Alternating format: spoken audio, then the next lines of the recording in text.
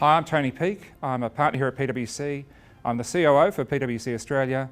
I lead our government and public sector practice, and I'm also our STEM leader, science, technology, engineering and maths. First to schools. As was announced before budget night, the government will provide an additional $1.2 billion between 2018 and 2020 for schools. This is not the full Gonski, but it is net new funding that hasn't been previously budgeted for. It'll be contingent upon reform efforts by both the states and non-government schools sectors to improve education outcomes, by which the government means improving literacy and numeracy, teaching and school leadership and accountability. Total school funding will rise by an education sector specific index of 3.56%, with an allowance made for any change in enrolment numbers. Tertiary education.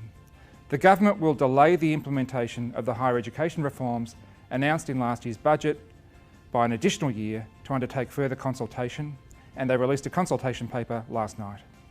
Any changes will be effective from the 1st of January 2018. The deregulation of university fees announced in last year's budget has been dumped, so this seems to be off the agenda for at least the next term of Parliament.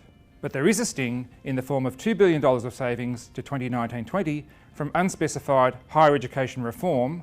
This was originally proposed as part of the fee deregulation package, so on the one hand, fees can't increase but costs are being decreased.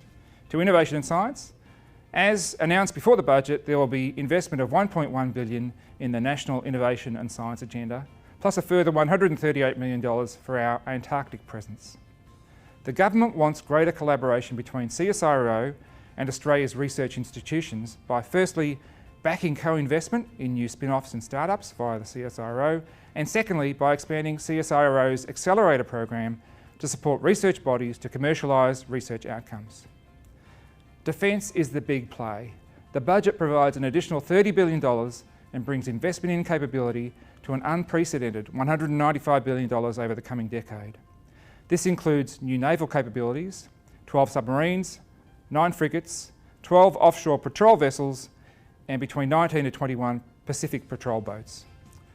Local build of these boats will underpin an advanced local defence manufacturing industry through the 20-year Defence Industry Plan, projected to include 3,600 direct jobs as part of this program. This is underpinned by the government's commitment to grow defence funding to 2% of GDP by 2020-21.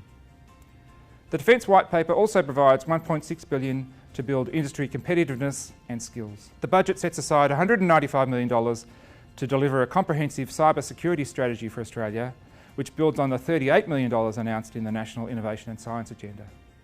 An industry-led Australian Cyber Security Centre will create opportunities for businesses to grow and strengthen Australia's cyber security industry.